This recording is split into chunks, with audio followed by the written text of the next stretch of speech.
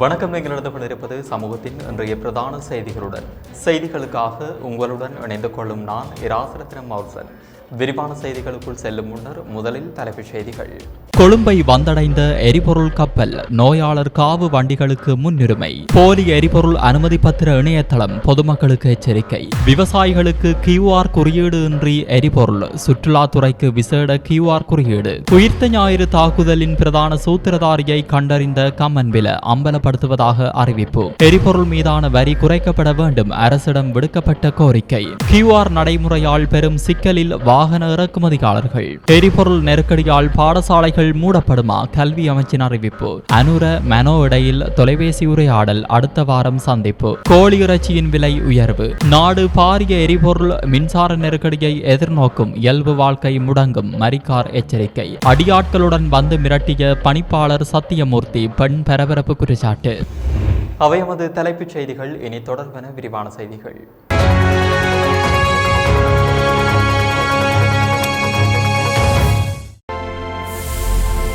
Fourth Monkey Connect launching soon. இலங்கைக்கு இன்று காலை ஒரு எரிபொருள் தாங்கி கப்பல் வந்ததாகவும் இன்றைய தினத்திற்குள் அதன் சரக்குகளை இறக்குவதற்கான ஏற்பாடுகள் செய்யப்பட்டுள்ளதாகவும் இலங்கை பெட்ரோலிய கூட்டுத்தாபனத்தின் நிர்வாக பணிப்பாளர் மயூர நெத்திகுமார தெரிவித்துள்ளார். இந்த கப்பல் 18,000 metric ton diesel, 17,000 metric ton petrol மற்றும் 3,000 மெட்ரிக் டன் சூப்பர் டீசல் ஆகியவற்றை கொண்டு வந்தது என்பதை நிர்வாக பணிப்பாளர் உறுதிப்படுத்தினார். தற்போது கொள்முதல் கட்டளை செய்யப்பட்ட அனைத்து கப்பல்களும் திட்டமிட்டபடி வந்து சேர்வதாகவும் நாடு முழுவதும் உள்ள நிரப்பு நிலையங்களுக்கு எரிபொருட்களை விநியோகிக்க நடவடிக்கை எடுக்கப்பட்டுள்ளதாகவும் அவர் குறிப்பிட்டார். இதேவேளை புதிய QR குறியீடு அடிப்படையிலான எரிபொருள் விநியோக முறையின் கீழ் அனைத்து நோயாளர் காவு வண்டிகளுக்கும் விசேட முன்னுரிமை அடிப்படையில் எரிபொருள் வழங்கப்படும் என தெரிவித்தார். இதன் மூலம் அவசர சிகிச்சை சேவைகள் தடையின்றி முன்னெடுக்கப்படுவதை உறுதி செய்வதற்காகவும் நோயாளர் காவு வண்டிகள் இலங்கை பெட்ரோலிய கூட்டுத்தாபனம், களஞ்சிய சாலைகள் மற்றும் எரிபொருள் நிரப்பு நிலையங்களில் இருந்து எரிபொருட்களை பெற்றுக்கொள்ள முடியும். மேலும் QR அடிப்படையிலான எரிபொருள் விநியோக முறையின் கீழ் செயல்படுத்தப்படும் நடவடிக்கைகளை எடுத்துரைத்த அவர், சில தரப்பினர் தனிப்பட்ட தகவல்களை சேகரிக்க மோசடி கணக்குகளை பயன்படுத்துவதாகவும் கூறப்படுகிறது என்று எச்சரித்தார். அரசாங்கத்தின் அதிகாரப்பூர்வ வலைத்தளமான fuelpass.gov.lk மட்டுமே பயன்படுத்துமாறும், வேறு எந்த வலைத்தளம் அல்லது மூன்றாம் தரப்பினருக்கும் தகவல்களை வழங்குவதை தவிர்க்குமாறும் அவர் பொதுமக்களை வலியுறுத்தினார். QR அமைப்பின் கீழ் பதிவு செய்யும் நடவடிக்கைகள் குறித்தும் எடுத்துரைத்த அவர், வாகனங்கள் அல்லது மொபைல் எண்களில் ஏற்பட்ட மாற்றங்கள் காரணமாக பதிவு செய்ய முடியாத நபர்களுக்கான சிக்கல்களை தீர்க்க இலங்கை பெட்ரோலிய கூட்டுத்தாபனம் செயல்பட்டு வருவதாகவும் கூறினார். பிராண்டில் அன்றாட வாழ்க்கையின் அனைத்து பொருட்களையும் ஒரே இடத்தில் பெற்றுக்கொள்ள VT Cash & Carry பாரிஸில் லாட்சப்பல். தேசிய எரிபொருள் அனுமதி பத்திர கோட்டா முறைமையின் உத்தியோகபூர்வ இணையதளத்தை போன்றே வடிவமைக்கப்பட்ட போலி இணையதளம் ஒன்று தற்போது உலா வருவதாக முன்னணி சைபர் பாதுகாப்பு மூலோபாய நிபுணர் அசேல வைத்தியலங்கார எச்சரிக்கை விடுத்துள்ளார். பொதுமக்கள் அவதானமாக இருக்க வேண்டியதன் அவசியம் குறித்து அவர் சுட்டிக்காட்டியுள்ளார். மோசடிக்காரர்கள் பொதுமக்களை ஏமாற்றி அவர்களின் தனிப்பட்ட விவரங்களை பெற்றுக்கொள்வதற்காக இந்த போலியான இணையதளத்தை உருவாக்கியுள்ளனர். இது தொடர்பில் தனது X தளத்தில் பதிவிட்டுள்ள வைத்தியாலங்கார, உத்தியோகபூர்வ தளம் போன்றே தோற்றமளிக்கும் இந்த தளத்தில் உங்களது எந்தவொரு தனிப்பட்ட விவரங்களையும் உள்ளிட வேண்டாம் என வலியுறுத்தியுள்ளார். இதனை தவிர மற்ற எந்தவொரு இணையதள முகவரிகளோ அல்லது குறுஞ்செய்திகள் மூலம் வரும் இணைப்புகளிலோ உங்களது வாகன இலக்கம், தொலைபேசி இலக்கம் அல்லது தேசிய அடையாள அட்டை விவரங்களை வழங்க வேண்டாம் என அதிகாரிகள் கேட்டுக் கொண்டுள்ளனர். எரிபொருள் அனுமதி பத்திரம் QR குறியீடு இன்றி விவசாயிகளுக்கு எரிபொருளை வழங்க நடவடிக்கை எடுக்கப்பட்டுள்ளது. விவசாய அபிவிருத்தி ஆணையாளர் நாயகம் இந்த விடயத்தினை தெரிவித்துள்ளார். அதன்படி அறுவடை பணிகளுக்காக ஏக்கர் ஒன்றுக்கு 17 லிட்டர் எரிபொருளும், நிலம் உழுது தயார்படுத்தல் பணிகளுக்காக ஏக்கருக்கு 20 லிட்டர் எரிபொருளும் விவசாயிகளுக்கு QR குறியீடு இன்றி வழங்கப்படும் என அவர் குறிப்பிட்டுள்ளார். இதேவேளை சுற்றுலாத்துறைக்கு எரிபொருளை பெறுவதற்கு விசேட QR குறியீடு முறை அறிமுகப்படுத்தப்படும் என்று சுற்றுலாத்துறை பிரதி அமைச்சர் ருவான் ரணசிங்க தெரிவித்துள்ளார். இது தொடர்பில் ஊடகங்களுக்கு கருத்து தெரிவித்த அவர், இன்று மாலைக்குள் சுற்றுலாத்துறைக்கு விசேட QR முறையை அறிமுகப்படுத்த முடியும் என்று அதிகாரிகள் நம்புவதாக தெரிவித்தார். சுற்றுலாத்துறையில் உள்ளவர்கள் எந்த பிரச்சனையும் இல்லாமல் தங்கள் பணிகளை முன்னெடுப்பதை உறுதி செய்யும் நோக்கில் இந்த விசேட QR முறை அறிமுகப்படுத்தப்படும். இது தொடர்பாக தேவையான அனைத்து திட்டங்களும் முடிக்கப்பட்டுள்ளதாகவும் அவர் தெரிவித்தார். மேலும் பிராந்திய பிராந்தியத்தில் நடந்து வரும் மோதல்கள் காரணமாக மத்திய கிழக்கிலிருந்து சுற்றுலா பயணிகளின் வருகையில் 25 முதல் 30% வீழ்ச்சி ஏற்பட்டுள்ளதாக அவர் குறிப்பிட்டார். இதேவேளை இலங்கையின் சுற்றுலாத்துறை வருமானம் கடந்த பிப்ரவரி மாதத்தில் 352 மில்லியன் அமெரிக்க டாலர்களாக பதிவாகியுள்ளது. இது கடந்த ஆண்டுடன் ஒப்பிடுகையில் 4.9% வீழ்ச்சியாகும் என இலங்கை மத்திய வங்கி தெரிவித்துள்ளது. அரசாங்கம் வெளிப்படுத்தாத உயிர்த்த ஞாயிறு பயங்கரவாத தாக்குதலின் உண்மையான பிரதான சூத்திரதாரி யார் என்பது குறித்து மார்ச் மாதம் 31ஆம் தேதி நாட்டிற்கு வெளிப்படுத்தப் போவதாக பிவுதுருஹெல உரிமைய கட்சியின் தலைவரும் சட்டத்தரணியுமான உதய கமன்பில தெரிவித்துள்ளார். கொழும்பில் இன்று நடைபெற்ற ஊடகவியலாளர் சந்திப்பிலேயே அவர் இதனை தெரிவித்தார். சுமார் 1.5 வருட காலம் மேற்கொண்ட ஆய்வின் மூலம் உயிர்த்த ஞாயிறு பயங்கரவாத தாக்குதலின் சூத்திரதாரியை தேடி எனும் ஆய்வு நூலை தாம் தயாரித்துள்ளதாகவும் அதனை எதிர்வரும் மார்ச் மாதம் 31ஆம் தேதி மாலை 3:30 மணிக்கு வெளியிட எதிர்பார்ப்பதாகவும் அவர் தெரிவித்தார். உயிர்த்த ஞாயிறு தாக்குதல் கடந்த 7 வருடங்களாக விற்பனை செய்யப்பட்டது. இதை வைத்து அரசாங்கங்கள் அமைக்கப்பட்டன, கலைக்கப்பட்டன. எந்தவொரு அடிப்படையுமின்றி இராணுவத்தினரை துன்புறுத்த இந்த தாக்குதல் பயன்படுத்தப்பட்டது. இப்போது இந்த மோசடிக்கு முற்றுப்புள்ளி வைப்பதற்கான காலம் வந்துவிட்டதாகவும் அவர் தெரிவித்தார். எரிபொருள் மீதான வரிகளை குறைத்து எரிபொருள் விலையை இயலுமானவரை நிலையான மட்டத்தில் பேண வேண்டும் என இலங்கை பெட்ரோலிய கூட்டுத்தாபனத்தின் முன்னாள் தலைவர் மொஹமட் உவைஸ் தெரிவித்துள்ளார். ஊடக சந்திப்பு ஒன்றில் கலந்து கொண்டு கருத்து வெளியிட்ட அவர் தற்போதைய சர்வதேச சூழல் இலங்கைக்கு ஏற்படுத்தக்கூடிய பாதிப்புகள் குறித்து எச்சரித்துள்ளார். தற்போது ஹோர்முஸ் நீரிணை மூடப்பட்டுள்ளது. அத்துடன் ஜெர்மனுக்கும் ஆப்பிரிக்க கண்டத்திற்கும் இடைப்பட்ட மற்றொரு நீரிணையை ஈரான் மூட நடவடிக்கை எடுத்தால் இலங்கை உள்ளிட்ட பல நாடுகளுக்கு கடும் பாதிப்பு ஏற்படும். இவ்வாறான நெருக்கடி நேரங்களில் எரிபொருள் விநியோகஸ்தர்களுடன் முறையான தொடர்பை பேணுவதும் கையிருப்புகளை சரியாக நிர்வகிப்பதும் சிக்கல்களை குறைக்க உதவும். இலங்கை 100% எரிபொருளை இறக்குமதி செய்யும் நாடாகும். ஏற்கனவே அனைத்து வகை எரிபொருட்களின் விலையும் 25 ரூபாவினால் அதிகரிக்கப்பட்டுள்ளது. உலக சந்தையில் விலை மேலும் அதிகரிக்க வாய்ப்புள்ளதால் அரசாங்கம் தலையிட்டு வரிகளை குறைக்க வேண்டும். இந்த விலையேற்றத்தின் முழு சுமையையும் தொழிலதிபர்கள் மற்றும் நுகர்வோர் மீது சுமத்தாமல் அரசாங்கம் வரி சலுகை மூலம் விலையை தீர்மானிக்க வேண்டும் என அவர் குறிப்பிட்டுள்ளார்.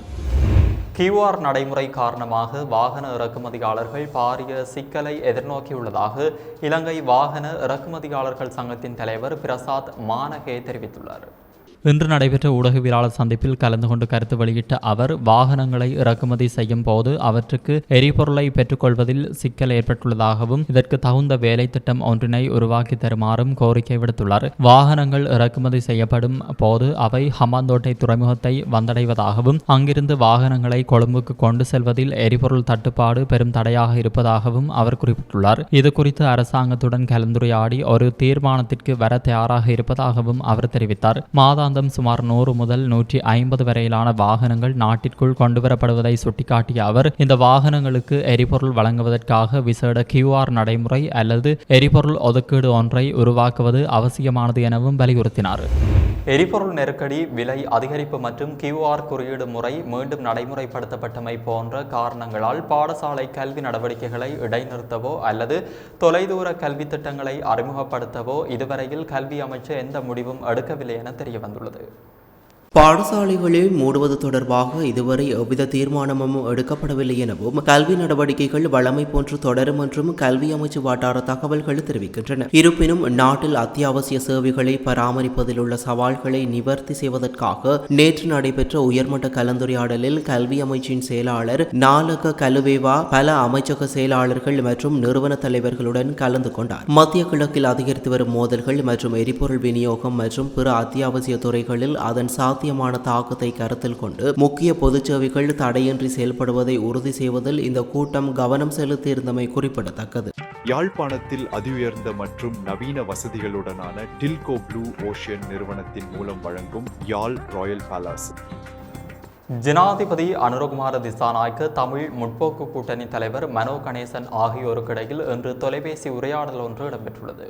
ஜனாதிபதி அனுர தற்போது தனது தொலைபேசி அழைப்புகளுக்கு பதில் அளிப்பதில்லை என மனோ கணேசன் நேற்று நடந்த நிகழ்வு ஒன்றில் உரையாற்றும் போது பகிரங்கமாக கூறியிருந்தார். இதையடுத்து இன்று இந்த உரையாடல் நிகழ்ந்துள்ளது. இந்த தொலைபேசி உரையாடலின் போது தமிழ் மக்கள் எதிர்நோக்கும் அவசர பிரச்சனைகள் குறித்து உரையாடுவதற்காக மனோ கணேசன் விடுத்த கோரிக்கையை ஏற்றுக்கொண்ட ஜனாதிபதி அடுத்த வாரம் தமிழ் முற்போக்கு கூட்டணி தூதுக்குழுவை சந்தித்து உரையாட அழைப்பு விடுத்துள்ளார்.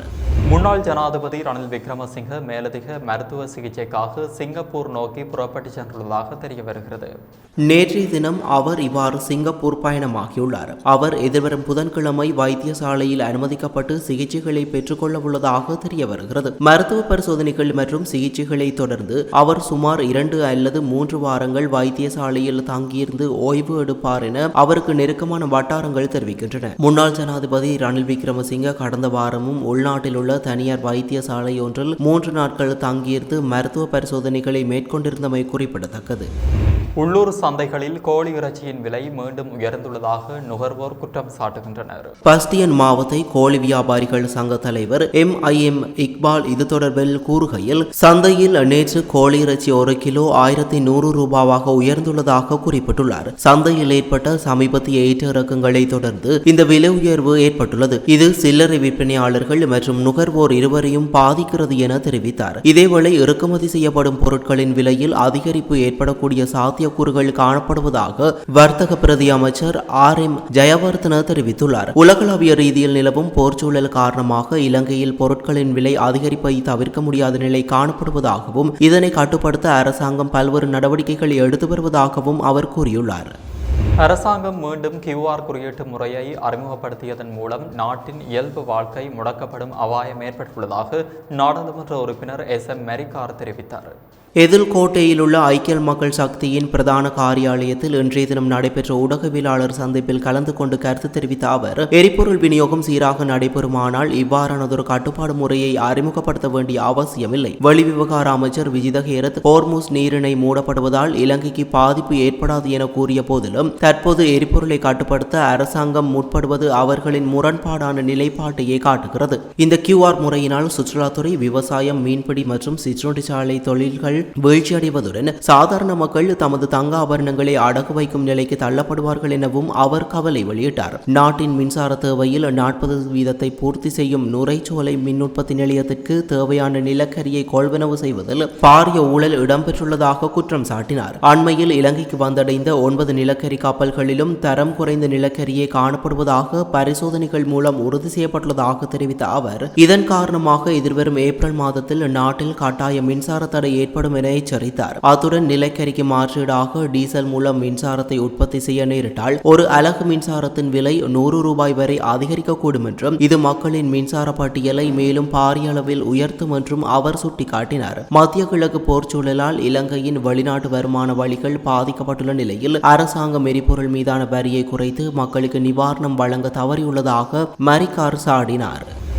யாழ்ப்பாணம் போதனா வைத்தியசாலையின் பணிப்பாளர் தங்கமுத்து சத்தியமூர்த்தி வைத்தியசாலையில் வேலை செய்யும் பணியாளர்களை அடியாட்களாக கொண்டு வந்து அராஜகம் செய்வதாக பாதிக்கப்பட்ட பெண் ஒருவர் பரபரப்பு குற்றச்சாட்டை முன்வைத்துள்ளார். இது குறித்து பாதிக்கப்பட்ட பெண் கருத்து தெரிவிக்கையில், 2018ஆம் ஆண்டு 12ஆம் மாதம் 4ஆம் தேதி எனக்கு அப்போதான் தெரிஞ்சுது, யாழ் போதனா வைத்தியசாலை டிரெக்டராக இருக்கிற சத்தியமூர்த்தி சார் வந்து அவற்றை அரசியல் செல்வாக்கோ அல்லது அவற்றை பதவியை பலப்படுத்தியோ என்னை கூப்பிட்டு நுணாவில் போலீஸ் ஸ்டேஷனில் வச்சு மிரட்டுறதுன்றது அந்த சமயம்தான் எனக்கு தெரிஞ்சுது. ஆனால் எனக்கு அது வரைக்கும் தெரியாது. 2ஆம் தேதி கோல் வந்தது, 4ஆம் தேதி போனான், 3ஆம் தேதி நான் தனியாக அவற்றை பேருக்கு எழுதி கொடுத்த, என்னை வெரிங் செய்ய வந்தவற்றை பேருக்கு எழுதி கொடுத்த என்னுடைய இந்த காணியை சத்தியமூர்த்தி டிரெக்டர் சத்தியமூர்த்தி சார்ன்ற பேருக்கு நன்கொடையாக மாற்றி இருக்கிறேன். அப்போ நன்கொடையாக மாற்றின விஷயம் எனக்கு தெரியாது. நான் பொதுவாகவே இது எந்த காணி நான் தரமாட்டேன்னு சொல்லிட்டு வந்துட்டேன். அதுக்கு பிறகு அந்த சமயம் அந்த போலீஸ் ஸ்டேஷனில் இருந்த லேடி போலீஸ் கூட என்ன அவதூறாகவெல்லாம் கேட்டு அசிங்கப்படுத்தி எவ்வளவோ சொன்னவா, நான் உங்களை தூக்கி அப்படி வைப்பேன், இந்த கேஸுக்கு வைப்பேன் ரெண்டெல்லாம் சொல்லி வெரைட்டி தான் பார்த்தவன். நான் அதுக்கு ஆசையே இல்லை.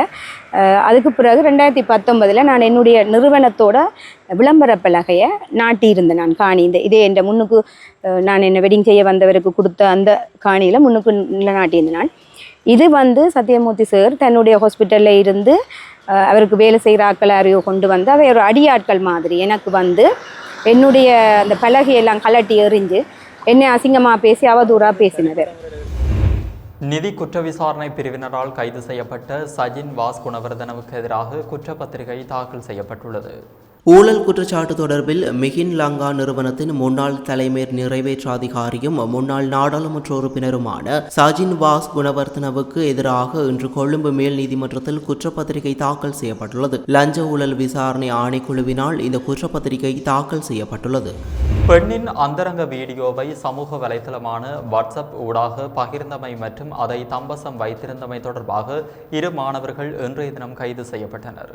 அம்பலாங்குடை திலகபுர பகுதியில் வைத்து குற்றப்புலனாய்வு திணைக்களத்தின் சைபர் குற்றப்புலனாய்வு பிரிவினரால் சந்தேக நபர்கள் கைது செய்யப்பட்டுள்ளனர். பாதிக்கப்பட்ட பெண்ணின் உறவினர்களால் சைபர் குற்றப்புலனாய்வு பிரிவில் அளிக்கப்பட்ட முறைப்பாட்டுக்கு அமைய இந்த நடவடிக்கை எடுக்கப்பட்டுள்ளது. சந்தேக நபர்கள் இருவரும் 21 வயதுடைய அம்பலாங்குடை திலகபுர பகுதியைச் சேர்ந்த இளைஞர்கள் என அடையாளம் காணப்பட்டுள்ளனர். அதில் ஒருவர் தனியார் பல்கலைக்கழகம் ஒன்றில் மென்பொருள் பொறியியல் பீடத்தில் பயின்று வருபவர் என்பதுடன் மற்றையவர் ஒருகொடவத்தையில் உள்ள தொழில்நுட்ப கல்லூரி ஒன்றில் மோட்டார் வாகன பொறியியல் பாடநெறியை பயின்று வருபவர் என தெரிய வந்துள்ளது. சந்தேக நபர்களிடம் குற்றப்புலனாய்வு திணைக்கள அதிகாரிகள் மேலதிக விசாரணைகளை முன்னெடுத்து வருகின்றனர்.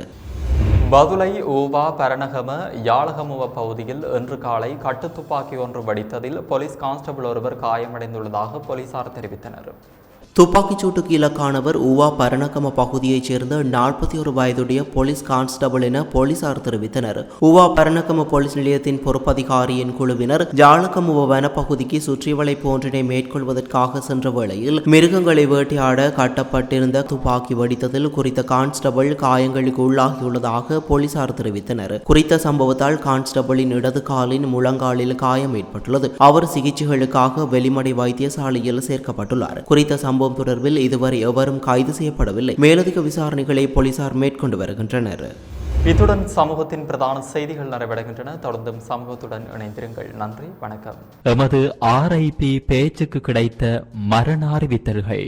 நுவரேலியா ஹெட்டனை புறப்படமாகவும் வதிவிடமாகவும் கொண்டிருந்த திரு ராமசாமி துஷாந்த் துசி அவர்கள் 15/3/2026 ஞாயிற்றுக்கிழமை அன்று காலமானார். யாழ் நெடுந்தீவு மேற்கை புறப்படமாகவும் முல்லைத்தீவு பாண்டியன்குளம் ஒட்டங்குளம் ஆகிய இடங்களை வாழ்விடங்களாகவும் கொண்டிருந்த திருமதி வேலுப்பிள்ளை லக்ஷ்மி அவர்கள் 15/3/2026 ஞாயிற்றுக்கிழமை அன்று காலமானார். யாழ் ஆவரங்கால் 10ஆம் கட்டையை புறப்படமாகவும் சண்டிலிப்பாயை வதிவிடமாகவும் கொண்டிருந்த திரு வைரவப்பிள்ளை சுப்பிரமணியம் மணியம் அவர்கள் 15/3/2026 ஞாயிற்றுக்கிழமை அன்று காலமானார். மன்னார் வங்காலை தோமஸ்புரியை பிறப்பிடமாகவும் வதிவிடமாகவும் கொண்டிருந்த செல்வன் எட்மன் பேரிஸ் செலஸ்டின் அவர்கள் 16/3/2026 திங்கட்கிழமை அன்று காலமானார். மேலே அறிவிக்கப்பட்ட அனைத்து மரண அறிவித்தல் இறுதிக்கிரியை பற்றிய தகவல்களை அறிந்து கொள்ள ரிப்டோட் பேஜை பார்வையிடுங்கள். இதற்கான லிங்க் கீழிருக்கும் டிஸ்கிரிப்ஷனில் பார்வையிடலாம். இது போன்ற செய்திகளை தெரிந்து கொள்ள சமூகம் நியூஸ் சேனலை சப்ஸ்கிரைப் செய்து அருகில் உள்ள பெல் பட்டனை கிளிக் செய்யுங்கள். மேலும் இது போன்ற செய்திகளை உடனுக்குடன் தெரிந்து கொள்ள சமூகமீடியா.com என்ற இணையதளத்தின் வாயிலாகவும் எங்களுடன் இணைந்திருங்கள்.